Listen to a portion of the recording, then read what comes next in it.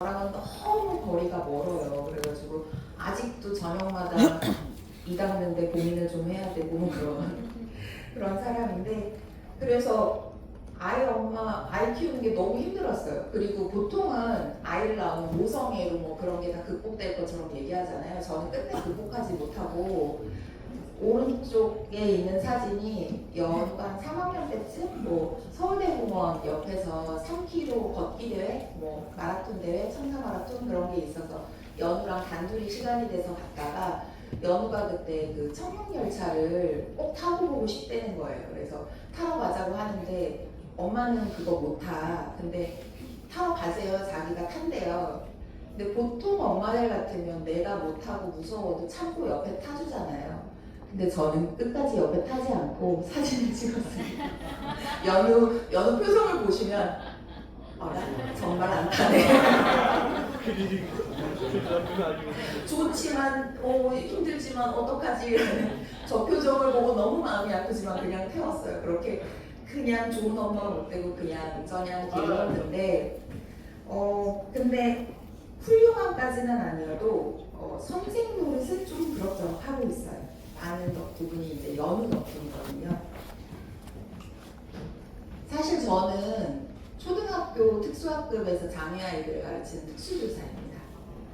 그래서 특수교사니까 이제 느린 아이를 키우기 좀 더 수월하지 않을까, 보통 그렇게 생각하실 수 있을 거예요. 근데 개인적으로는 전혀 아닌 것 같아요. 너무 잘하기 때문에 도리어 마음 다치는 일만 많이 있고, 그러니까 내가 특수교사라서 이 아이를 키울 때 크게 도움이 되고 좀 힘이 되고 그런 부분은 딱히 떠오르지는 않아요. 근데 반대로 연우를 키우면서 제가 특수교사로서는 정말 많이 성장을 했어요. 기본적으로 공감대가 뭐 형성이 안 될 수가 없잖아요. 그러니까 장애를 가진 아이, 느린 아이들을 키우는 학부모님들에 대한 마음을 기본적으로 제가 탑재를 하고 있으니까 그런 부분에서 이제 출발선이 달랐고요. 그리고 솔직히 말하면 이제 요새 학교 현장이 그렇잖아요. 여러분을 만나다 보니까 조금 대하기 어려운 마음의 벽이 높은 학부모님들을 만날 때도 있어요. 그럴 때는 연우를 살짝 팔기도 했어요. 저도 느린 아이를 키우는 선생이지만 학부모 중에 하나입니다 라고 말씀만 드리면 약간 무슨 마법의 주문처럼 어머님들 마음의 벽이 살살 녹아들고, 그리고 그때부터 좀 무한 신뢰와 긍정을 보여주시고, 그리고 제가 뭐 조언을 하거나 이렇게 하면 어떨까요, 저렇게 하면 어떨까요 했을 때 선생님이 학교 입장에서 저렇게 얘기하시는 거 아닌가? 라고 생각하시던 분들도 제가 우리 아이를 키워보니까 이렇게 하는 게 좋더라고요 라고 조언을 드리면 훨씬 잘 받아들이시고, 그렇게 이제 공감대와 라포를 형성하면서 그런 출발점으로 이렇게 조금 한 걸음 교사로서 성장을 해나가고 있어요. 그래서 요즘은 뭐 스스로 평점을 내리기에 엄마 점수는 낙제점에 가깝지만 교사로서의 점수는 나쁘지 않을 것 같아요. 근데 이제 저만 특수교사로 괜찮게 성장을 하면서 사실 연우의 성장에는 기여한 바가 별로 없어요. 그러니까 집에 저 시부모님도 같이 살고 있거든요. 그러니까 연우한테는 할머니, 할아버지라서 집에 양육자가 이제 4명이 되는 거잖아요. 그러니까 저는 뭐 직장 다닌다는 핑계로 약간 한 발 빠져서, 보통 어머님들이 이제 좋은 치료실 알아봐서 여기저기 찾아다니고, 그리고 대기해가지고 끌고 다니고 그런 거 굉장히 열심히 하신다는데, 저는 일한다는 핑계로 조금 뭐 바쁘다는 핑계로 그냥 집 가까운 데 알아봐가지고 그냥 넣으면 할아버지가 데리고 다니시고, 그리고 연우가 지금은 혼자서 너무 잘 돌아다니지만 학년기 때는 지금도 좋아해요. 지하철, 버스 그런 거에 굉장히 집착을 좀 했어요. 그래서 저는 신분당상 생겼다고 오로지 지하철을 타기 위해서 2시간 반이 아니죠. 왕복으로 하면 5시간 지하철을 타고 다닌 적도 있는데, 그거는 제가 한 번, 두 번이고요. 뭐 할머니가 신당동 떡볶이 먹고 싶다고 신당동에 지하철을 타고 떡볶이를 먹으러 가야 한다 그러면 할머니가 같이 따라가셔서 떡볶이 먹고 그러셨어요. 그래서 그렇게 할머니, 할아버지가 다 키워주시고, 그리고 우리 연우가 이제 특별히 유난한 부분은 없어서 사실 그 특수 학급을 다니지는 않았고요. 근데 그냥 학교를 보내기는 조금 불안하니까 제가 완전 통합 특수교육 대상자로 이제 해가지고 선정 배치해서 그것만으로도 그냥 저냥 학교 생활을 잘 마쳤어요.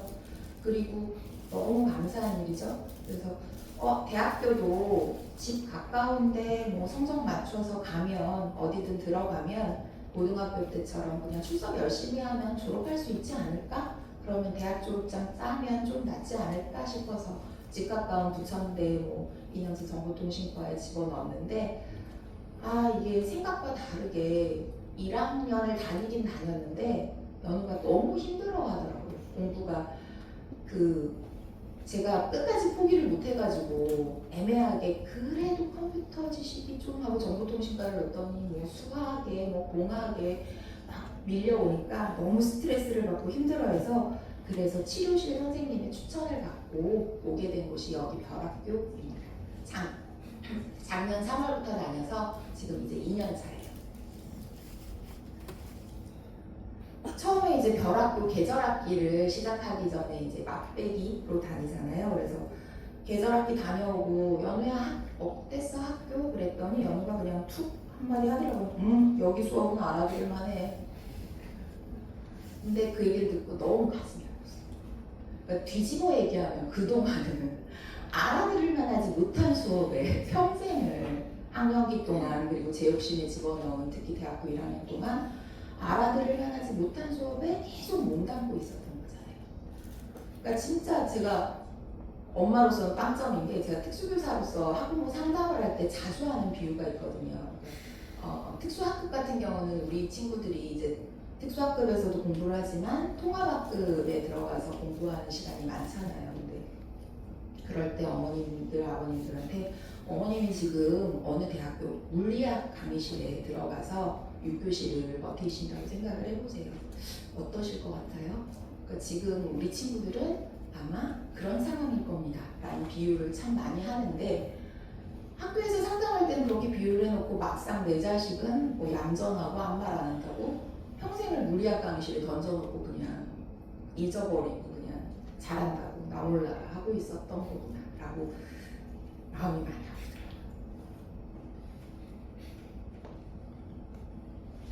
아프더라고요. 이 얘기는 무슨 얘기냐면 연우 고등학교 때 그 고등학교가 마침 제가 발령난 초등학교랑 바로 옆 학교였어요. 그래서 그때가 코로나 한창 코로나 시국이고 해서 아침에 간혹 가다 등교를 하고 그럴 때 시간이 맞으면 같이 택시를 타고 내려가지고 연우는 학교 앞에 내려주고 저는 금방 걸어서 뭐 3분 5분 등교를 하고는 했는데 연우가 아주 정색을 하면서 택시에서 내려서 나 만지지 마.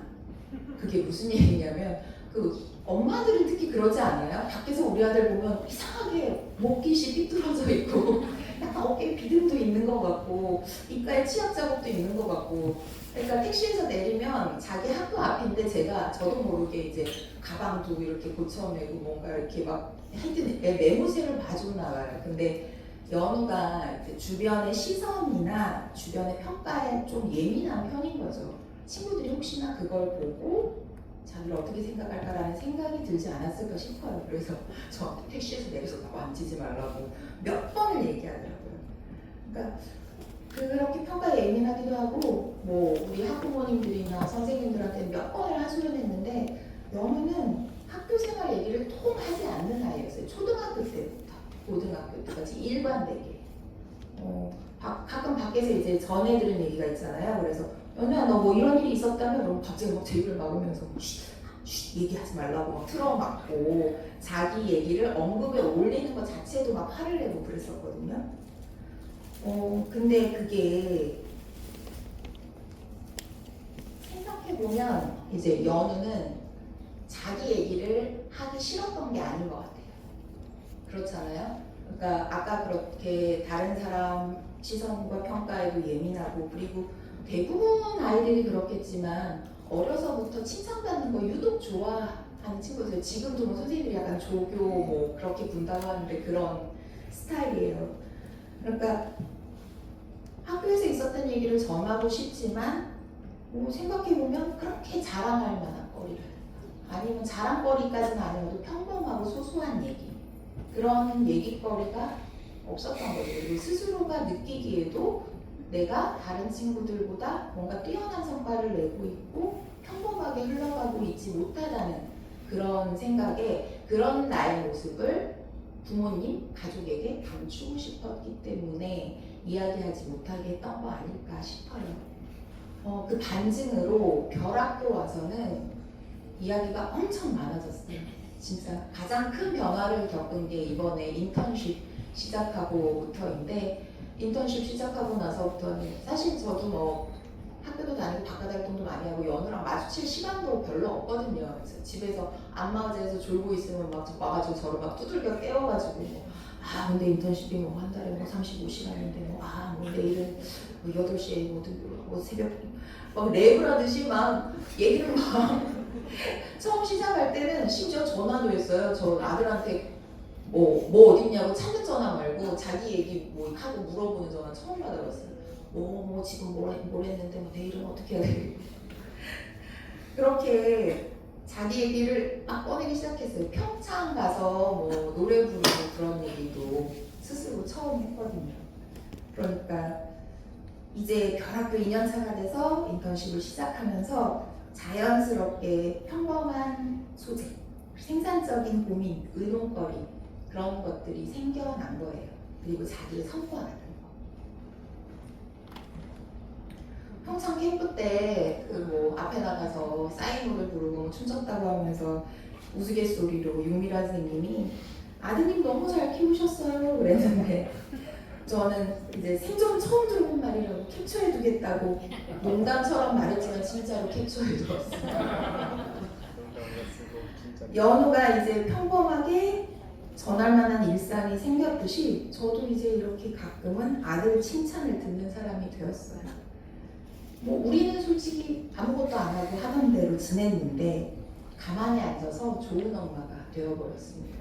학교가 우리를 자연스럽게 변화시켜 주었어요.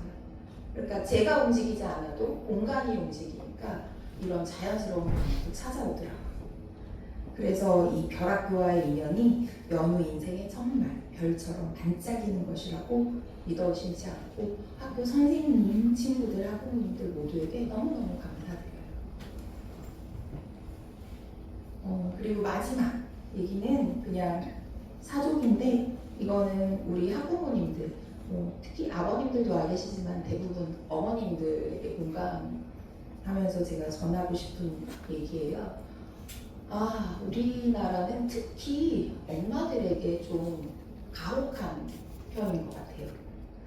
그 교장선생님 앞에서 이런 얘기 드리기 좀 조심스럽긴 한데 연우가 5살 때 정말 서울에 유명하다는 그 소아정신과에 그때도 3, 4개월 대기를 해가지고 이제 방문을 했어요. 그랬더니 교수님이 한 연우 1분 뭐 한두 마디 하자마자 저한테 한다는 얘기가 이거는 뭐 다른 게 아니고 엄마랑 애착 관계에 문제가 생겨서 그런 거니까 뭐 언어 치료고 뭐고 그런 게 중요한 게 아니라 엄마가 지금 아이랑 놀아주고 아이랑 시간을 많이 갖고 아이와 함께하는 게 중요하다.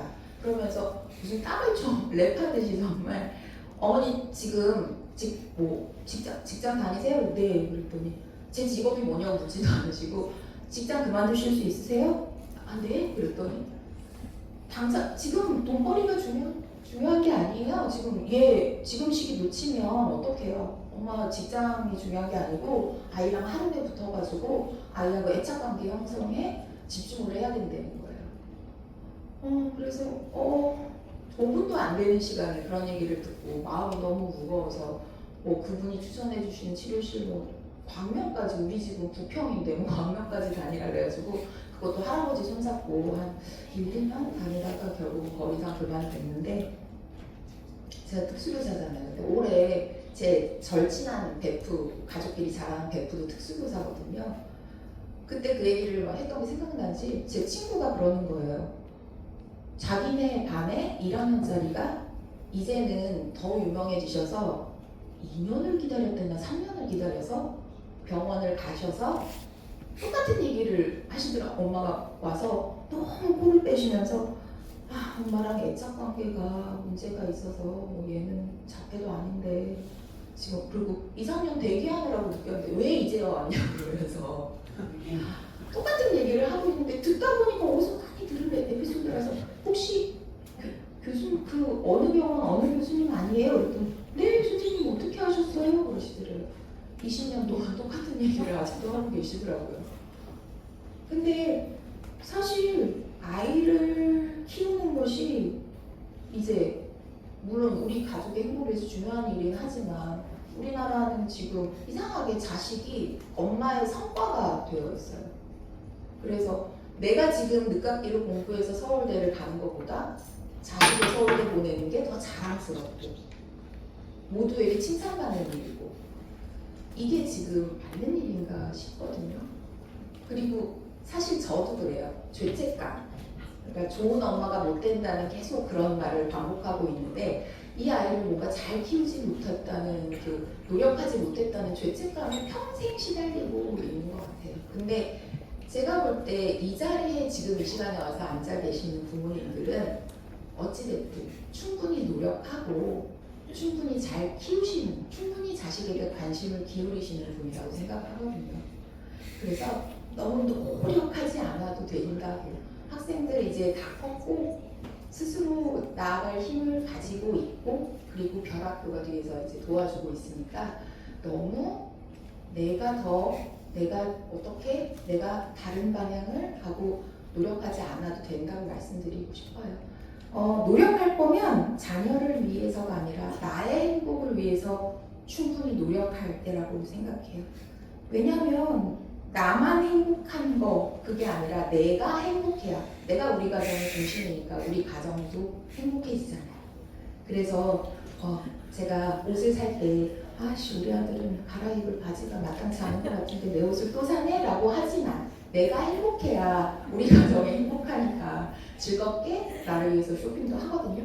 그러니까 우리 어머님들도 여기에서 좀 마음 가볍게 내려놓고 노력하지 않고 즐겁게 편안하게 우리 아이와 어떻게 행복할 수 있는지 그렇게 생각해 나가셨으면 좋겠습니다. 요새 폭삭소가수다 유행했잖아요. 정말 폭삭수고 하셨습니다. 모든 어머님들 응원합니다. 감사합니다.